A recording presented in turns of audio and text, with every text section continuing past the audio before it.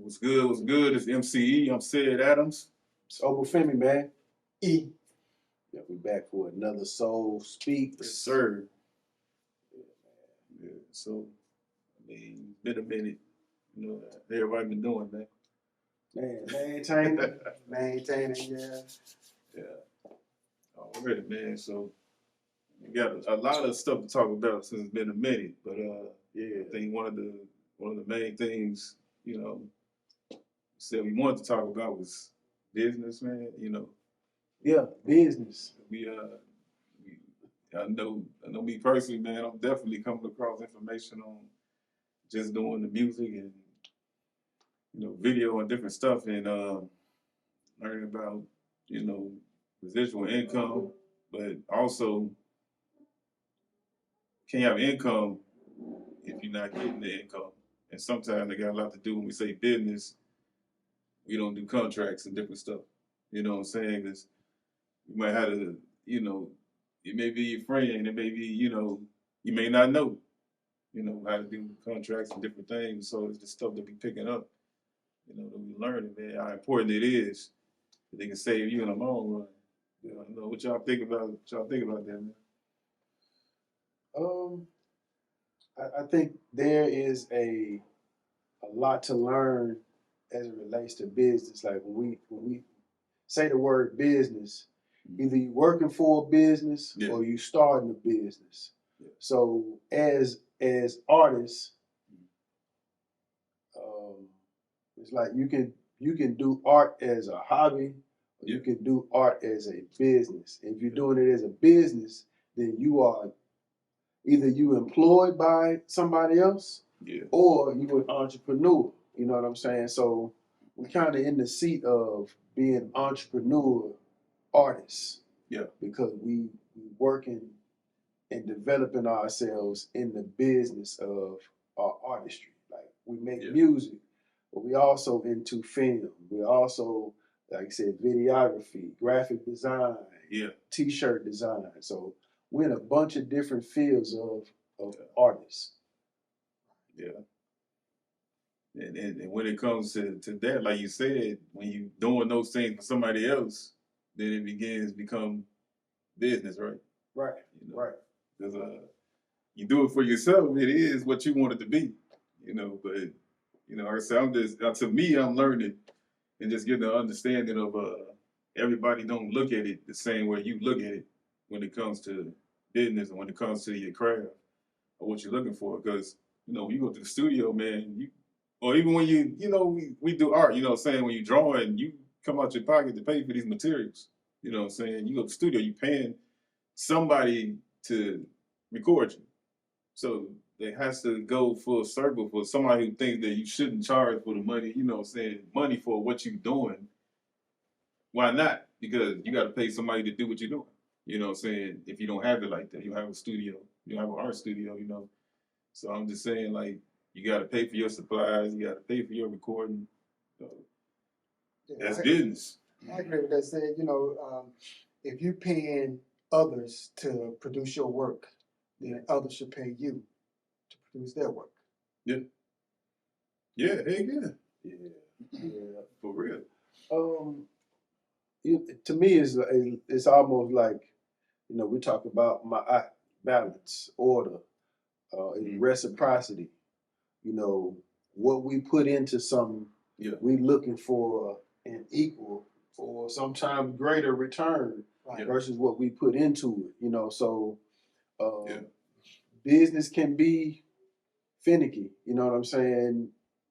Especially when you're starting out on your own and you don't have like operating capital to just keep you in motion. Because you don't know sometimes. Right.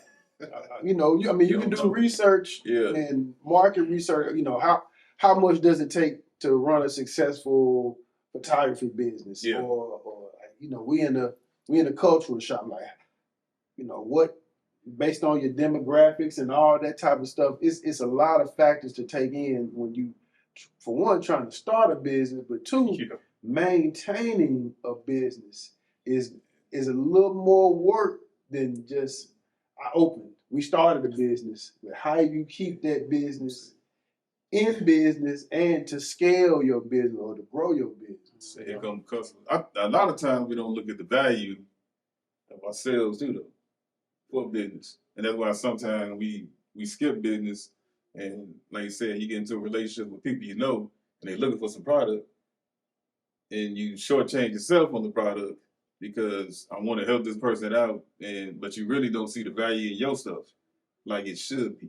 And that's another thing, we kind of talked about. Like, we've been on podcasts and they asked, how can we keep this music going? How can we, well, if they don't see the value in the music that we're doing, they ain't gonna put no money in it.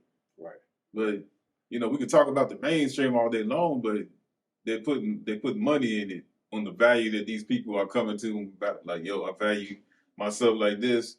Yo, I need this for this show. You know what I'm saying? Like, you had to start somewhere to put that kind of value on yourself. You know what I'm saying? So, like, we've been doing this for 20 plus years. Yeah, I mean, it seems like the problem sometimes is that we are, like you're saying, we trying to put the value in ourselves in a market that there's no value in what we're doing. Mainstream. We're going when you're going against the mainstream. Yeah. When you're going against the mainstream, you're trying to put out a product that is not mainstream. Yeah. How do you stay in business? How do you keep going? Like brother Finna say, how do you keep going, trying to put out a product that mainstream not even aware of or don't even want to pick a part of? Yeah. Yeah.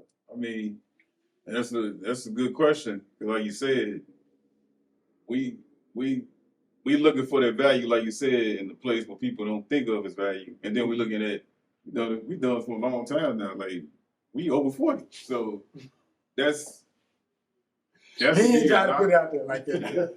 But I'm just saying, like, that's the knock that people use. Like, Right. I know dudes who've been doing this and say, yo, I reach a certain age, I'm done. Yeah.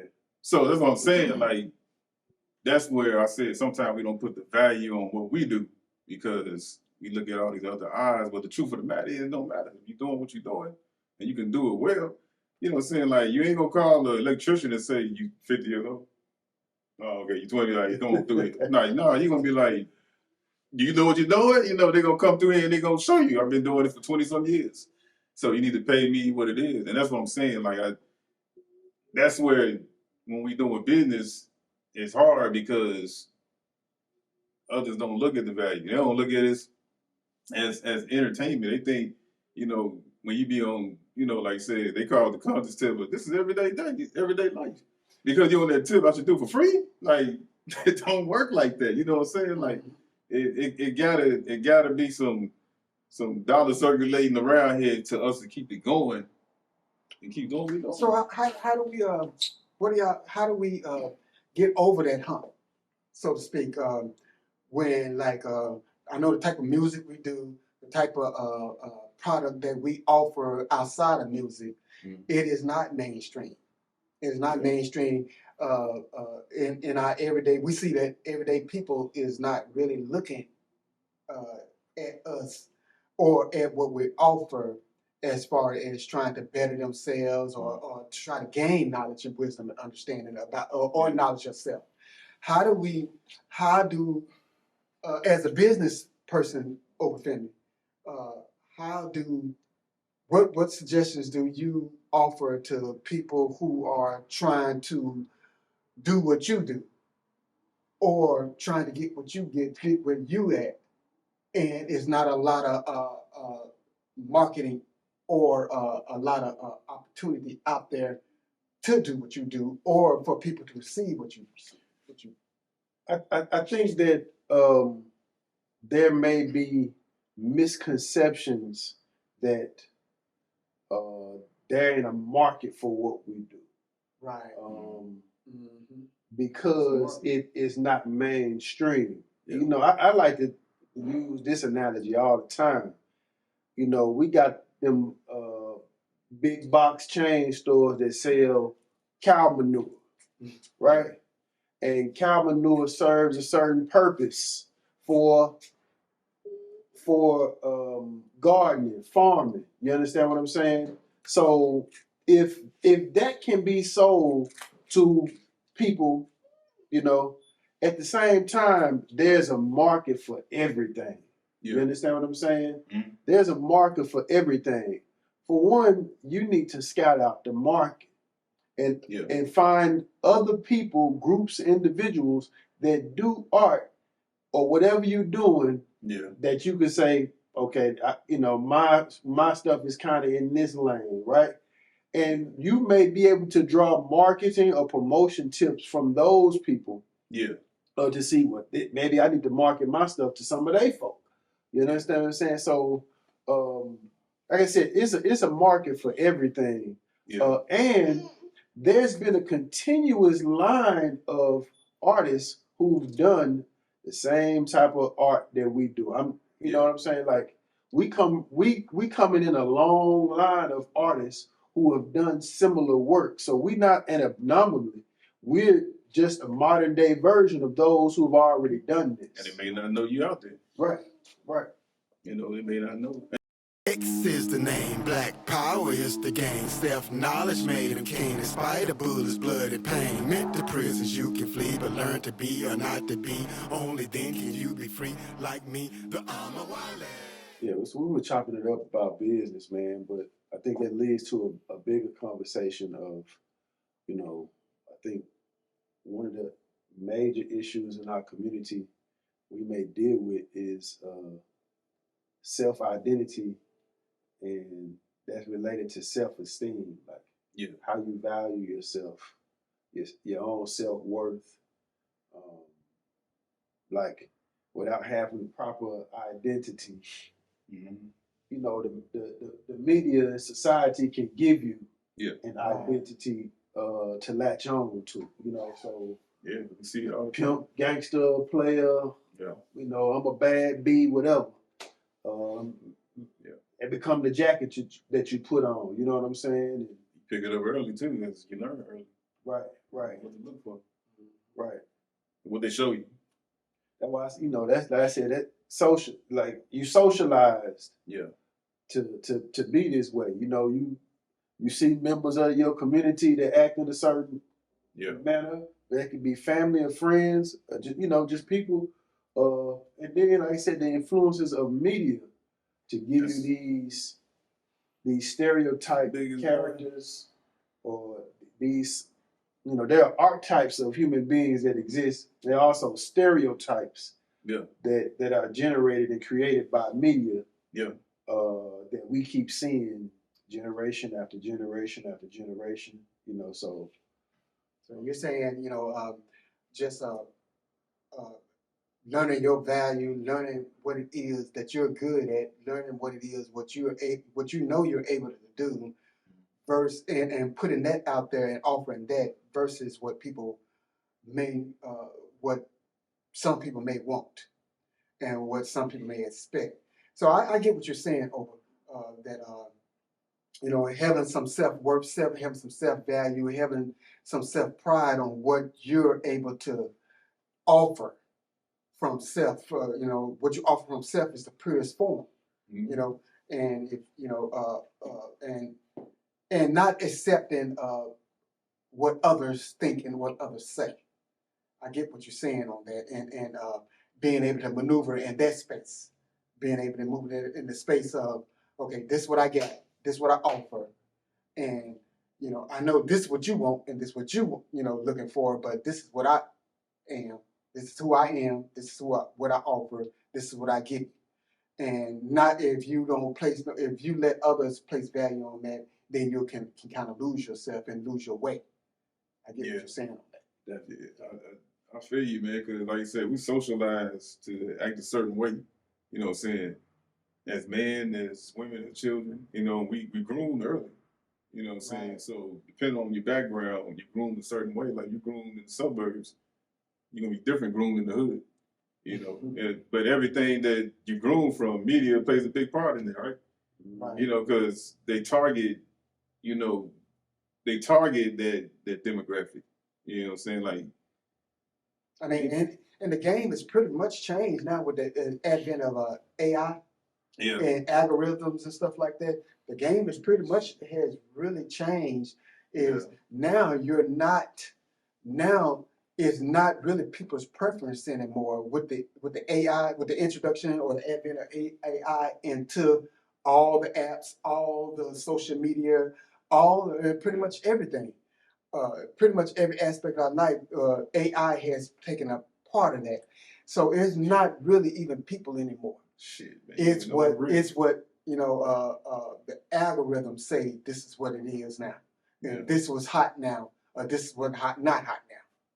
You know, and that's what we're fighting against. We're not even fighting against people anymore. You know, I remember back in the 60s, 70s, 80s when a person's word was a bond.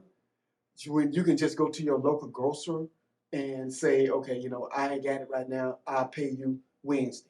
Yeah. And I remember that transition from that form of life, that form of doing transactions to people saying it's out of my hands now. The computer, that's what the computers say. Hey, even with that though, like you just said, my grandma used to go to the store and she came in there so much, he knew what she was. Mm-hmm. So he would give her something. Mm-hmm. But we don't go in the store like that now. Like it's like you said, AI shit, you online ordering. Right. We say DoorDash, man. Your word don't mean that no more. Not to AI, not to the systems that they have in place. Your word don't mean you don't mean anything anymore. I mean, you're just a value now. Yeah. You're just a value now. Number. What is your social, your economic value is what's gonna run, what's coming, what's yet to come. So we in a society that's dominated with capitalism, right? And a capitalist system exploits is exploitive of individuals. You know what I'm saying? So it's promoted to be individualistic versus group identity to a certain degree. Yeah. For example, you was talking about they got some new jeans out. And you know what I'm saying? What you said it was? They call P jeans. They're $600 something and make you look like you peed on yourself. Somebody. I mean, the fact that they place a $600 value on them, for some people, it's a must-have because the value that's attached to it. You know what I'm saying? Now, if them jeans was in Goodwill or Family Dollar, folk won't buy them. And they think somebody actually pissed them, man. You know what I'm saying? Man, ain't nobody pissed paint on it, man. Hey. No, we ain't gonna buy it. I told you, man, about what kind of Balenciaga? They roll the tape, bro, as a bracelet. I didn't tell you that, did I? No. I was talking to Ag, man. They took the Scotch roller tape. Yeah. They got Balenciaga inside of it, bro. Like it's a bracelet, but it's a roller tape. Just like them big them boots, them space boots. Yeah. Like I'm saying, with not having proper identity, it's easy to latch on to very overt materialistic stuff that don't really support your identity. Matter of fact, it's like you buying an identity. You go to the store and buy your identity. You know what I'm saying? Let's see what crazy is this though, man. Like we laugh like the big ass red boots, big fur boots. Mm-hmm. But in in Mexico and Africa and stuff like that, they make those type of things. You know what I'm saying? But it's cultural and how they do it. You know what I'm saying? Like celebrations and different stuff. Like they wearing the lion head and stuff. Right. But for us, there's no cultural base behind it. It's just fashion. So when they put money value on that, they hunt for this. They make this. They use the meat and stuff. Like this is the residual afterwards. What they doing right now is they making this shit for you. They put a value on it, and you like, y'all lame ass niggas ain't got this shit. I got it. That's how you looking at it. That's how you. And so that's what I'm saying. You're right. It's capitalistic, but the media is the biggest culprit in this, man. Because if we didn't have media, no advertising, we didn't come outside and see a sign. Where would your mindset be at? You wouldn't have nothing to sway you instead of the people that you're around and what they into. You know what I'm saying? Like back in the day before they had a damn TV, they would listen to the radio. So they used the radio to persuade, but it wasn't as persuasive as going outside and having to do something and seeing this going on. You know what I'm saying? You know, I was on a brotherhood call yesterday, and a brother brought up a point about, you know, how to, you know, about reaching the people, and he was saying like, you know, you think about, you know, 100 years ago, we're talking this Garvey time, 1924, 1925. Yeah. You know, the UNIA was very popular at the time. Mm-hmm. You know, we had newspapers. I mean, there's always been some distractions, Mm-hmm. but no generation has faced as many distractions as, you know, those of us who are alive today. Like, it's gonna get worse. You know what I'm saying? It's so many different types of distractions to get caught up in that is hard. It makes it harder to jockey for people's attention to focus on certain things as it relates to our people versus, well, I'm just worried about this, or I'm caught up in this, or I'm in this bag, or I'm in that bag. You know what I'm saying? It's a whole bunch of different bags that people can jump in versus, man, we see this problem in front of us, all of us see, no matter, you know, no matter where we all see it, so we all decide, hey, we need to do something. Hey, they gonna turn E this way, and they gonna turn you back there, and they gonna turn me this way. So we ain't even looking at what's in front of us no more. You know what I'm saying?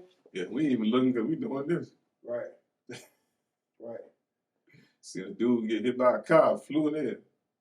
He was like this, running across the street. What the? You talk 4 years old across the street looking both ways. Right. You didn't lost that train of thought? Well, the phone should have told you that's the oncoming traffic. They could have wanted it like that. I mean, it's just the point of saying, like, when we lost sense of value, sense of self, we replaced it with wherever it was out there that we think should become it. You know what I'm saying? So, to say, man, like, what we replace it with is something that we think is normal. But we so out of sync, we don't know what you consider normal, what you don't consider normal. You know what I'm saying? I mean, struggling is normal to us. And yeah. But to some people it ain't. And it's not natural. Yeah, some people it ain't struggle. Some people don't even see what abundance is a natural state of things. And then it's a difference of what the struggle is, because some people look at it like, my struggle, where's your struggle? If you just think about, you know, early human, you know, if anything, what most people spent time doing was in pursuit of food. And and you understand what I'm saying? That's going to be like food, clothes, shelter. Yeah, like they're going to be your basic thing. I mean, I can imagine you didn't know what was, you know, edible to eat. You know, you had to trial and error to find out today what we know, or we can grow that, or we can eat that. You know. But you know, as it relates to self identity and self value, self worth, when you're not properly rooted in your authentic identity, it's very easy to exploit. It's very easy to get over and lie to you and have you go for all kind of stuff that makes it that much harder for you to ensure that you and the generation that come behind you to survive. Yeah. You know what I'm saying? I mean, think of this. It's kind of like the book, the eagles who thought they was chickens. You know what I'm saying? These eagles were kidnapped as babies and separated from other eagles, and they were raised in a chicken yard amongst chickens, right? And so these chickens are telling them, you ugly. You ain't this. You ain't this. You know what I'm saying? Yeah. And chickens ain't flying. So you had one or two of those eagles who like, you know, they started to believe they couldn't fly. They chickens, they ugly, they don't come from nothing. You know, but one of the eagles was like, oh no, man, I ain't no chicken. I'm an eagle. I know my people. You understand what I'm saying? So we kind of been done like this. We've been kind of separated from who we are and taught to identify as something else. Yeah. And so our aptitude of how far we think we can go becomes very limited. You know what I'm saying? So we ain't expecting much unless we're using somebody else's barometer to gauge what success is for us. You know, so And a moral compass. right. Which they don't have a moral compass. Anything goes. Like you said earlier with the music thing, man, like it's a limit. The age limit, the what you talk about limit, you know what I'm saying, what you grade success. Like if you ain't met this type of record sales, are you successful? And so that discredits you and say, I ain't gonna do this no more. You know, but what trumps all that is a purpose. What was the purpose of you doing it in the first place? You know what I'm saying? Exactly. So if you didn't have a purpose and it's just something you can do real good, then maybe you're gonna defeat yourself and say, I ain't gonna do this. But if you have a purpose and you're saying like, yo, I want to get this to the people, you know, it's just a means out of all the other means I have. It don't matter about that, you know what I'm saying, that limit. Like I said, it really depends on you, you know. So bringing this all back full circle, back to business, I mean, the points both of y'all, we all have made is, you know, self-identity plays into business. Yeah. And what you offering the people. Big part. And because I see a lot of, and I'm sure y'all do too, a lot of black businesses, they doing good for themselves. Yeah.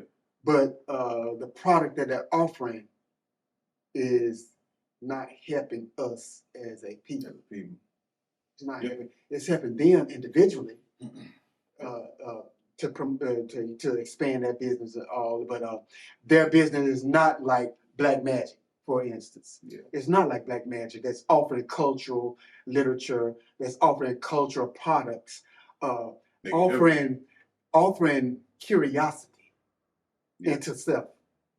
You know, so you know, yeah, it all plays back into that.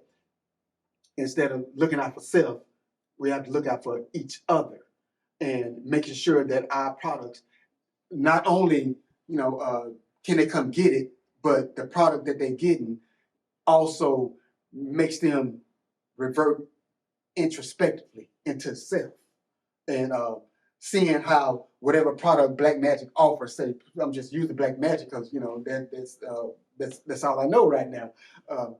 But I can walk into a Black Magic apothecary shop and everything in there will lead me, if I investigate whatever product I buy. If I buy crystals from them, I can see how those crystals, being in this Black-owned shop, can lead me back to self.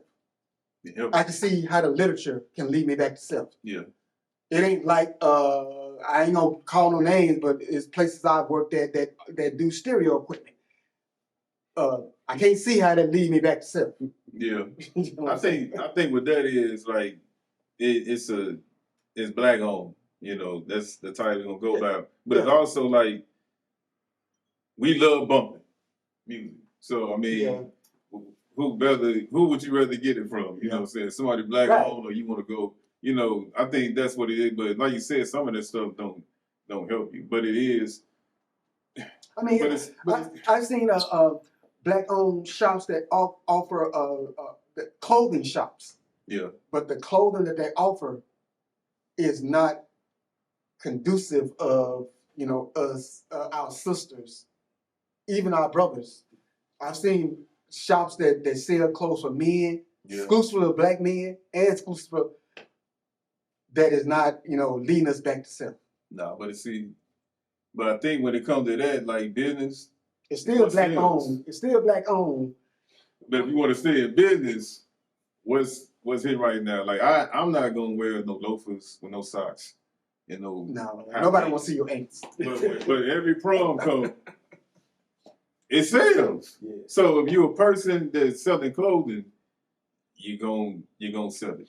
If not, you ain't gonna be selling no.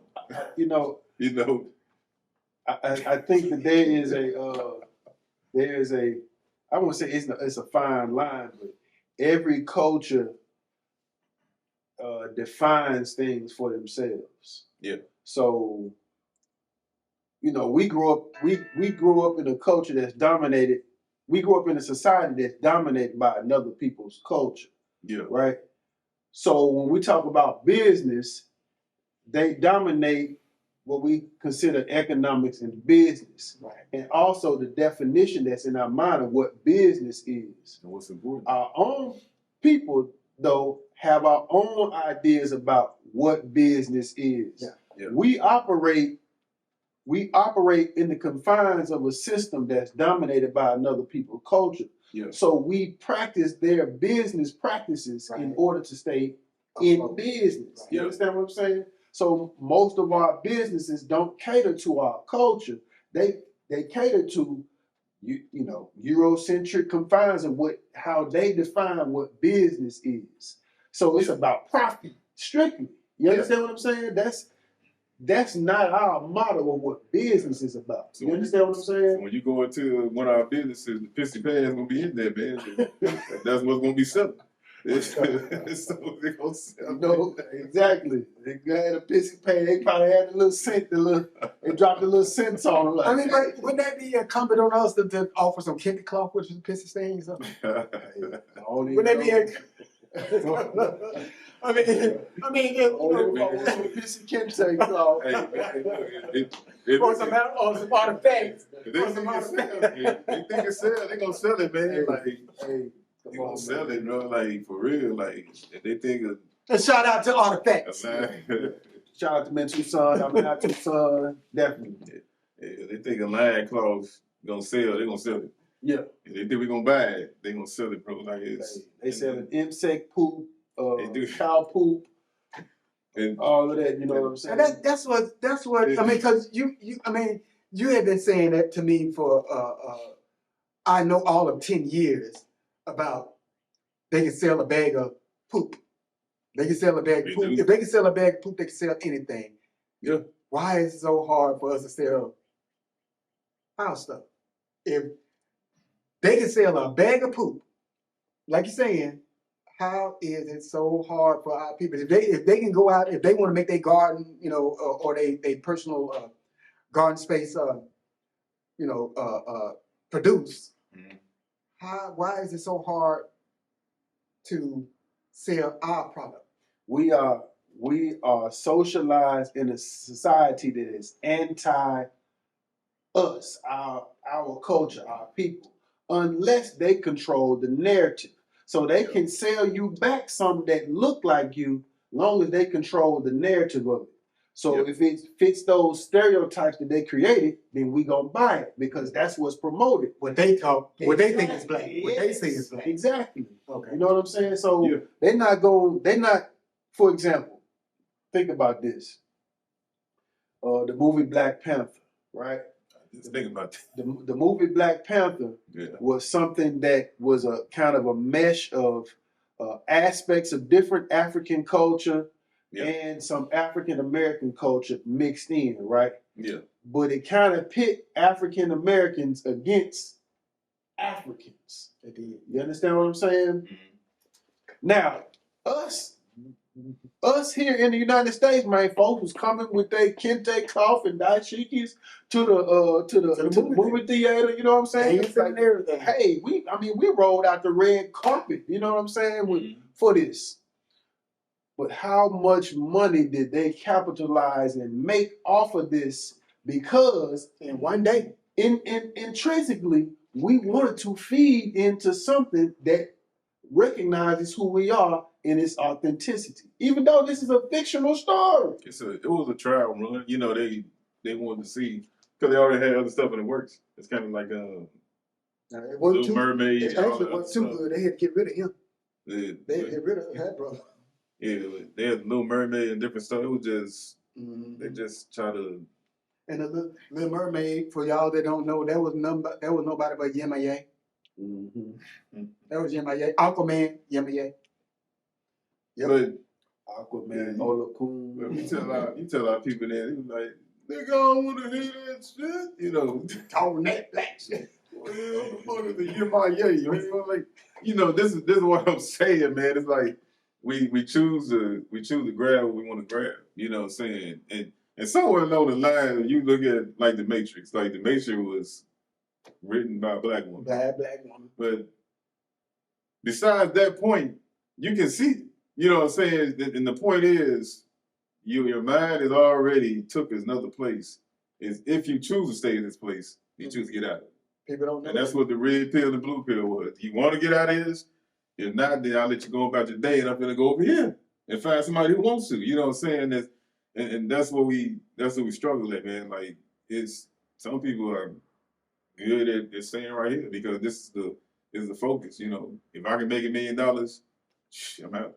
You know, there was a scene in the movie where, you know, he was waking up out of that pod, and his head was shaved, and the plugs came off, and he came up out that water. Yeah. He looked around and saw all them other pods was closed. Man. Mm-hmm.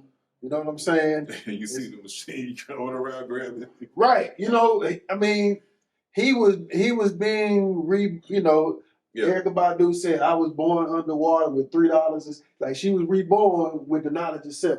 Yeah. He was being reborn into the reality of the situation that he was in. It was like, dang, everybody else still asleep.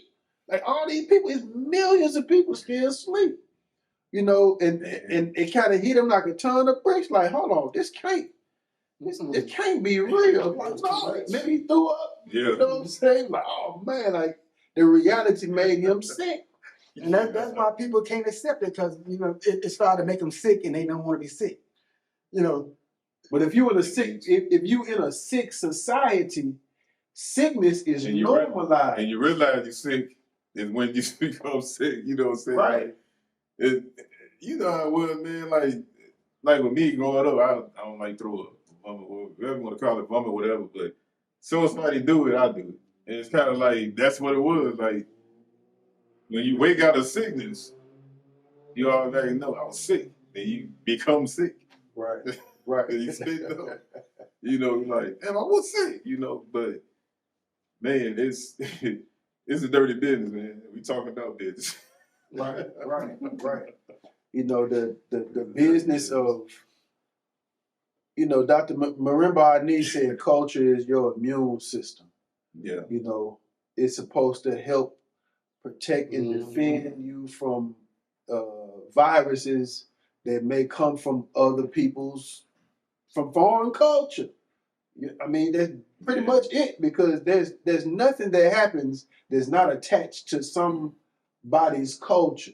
Bro, we don't remember Big Mama and you know, Granddaddy's recipes. We don't none of their ways. Like we don't bring none of that with us and pass it. You know what I'm saying? And the sad part is the older people who don't bring it. Like, it's not that we don't pass it. It's just there's nobody that want to pass it to.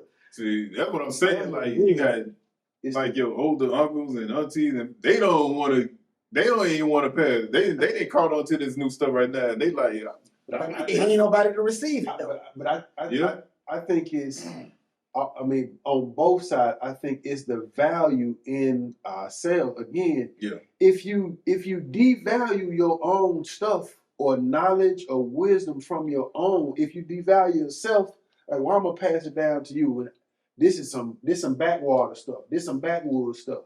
Yeah. I'm not really placing the value on it for what it's worth, so I don't think it's valuable enough for me to pass to the next generation because this is backwards. That's what them old folk did. Oh, man, we don't do that no more. We got a hospital. We got this. We can, you know what I'm saying? They can plug you up to a machine. Now, we don't need, you understand what I'm saying? Feed them roots.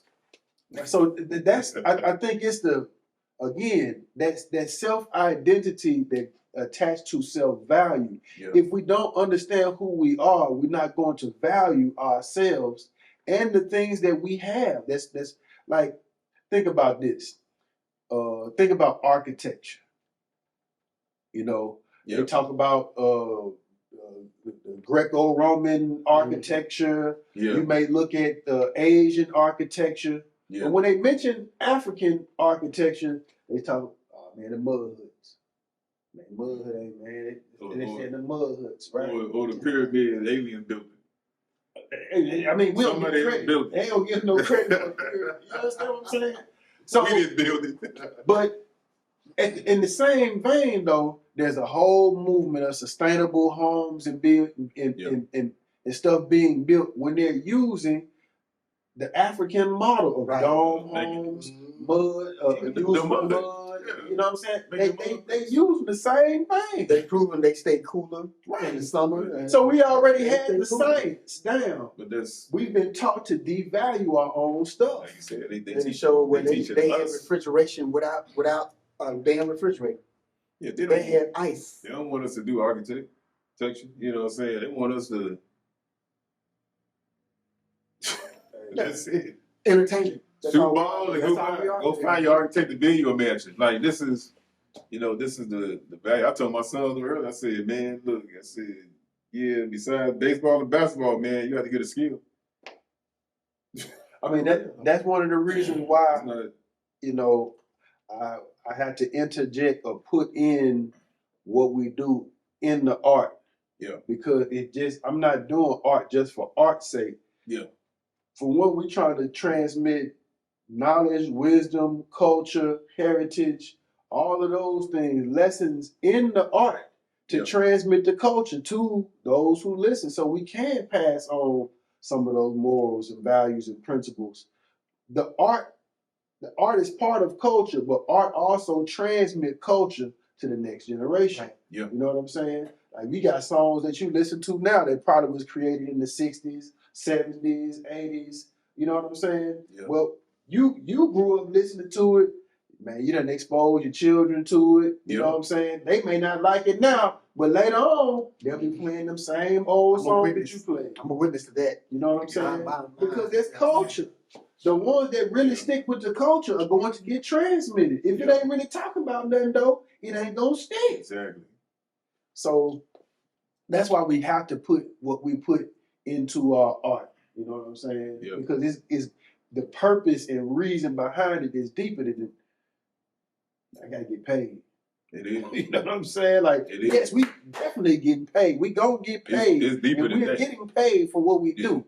But it ain't the total motivation. But it's to keep it going. Right. You gotta keep it going now. You gotta keep it going, man. We gotta keep that art going. We gotta keep that music going. The stuff that you're saying we need, it has to keep going. So you gotta reciprocate some kind of way. It ain't just gotta be money. If you have a studio and we making the music that you want to put out here, let's collab and do that. Right. And let's keep that going. Like, I don't know, man. Tell me what y'all think, man. Yeah, let us know, man. Make sure y'all like and subscribe to the YouTube channel MCE Soul Music, SOLMUZIK.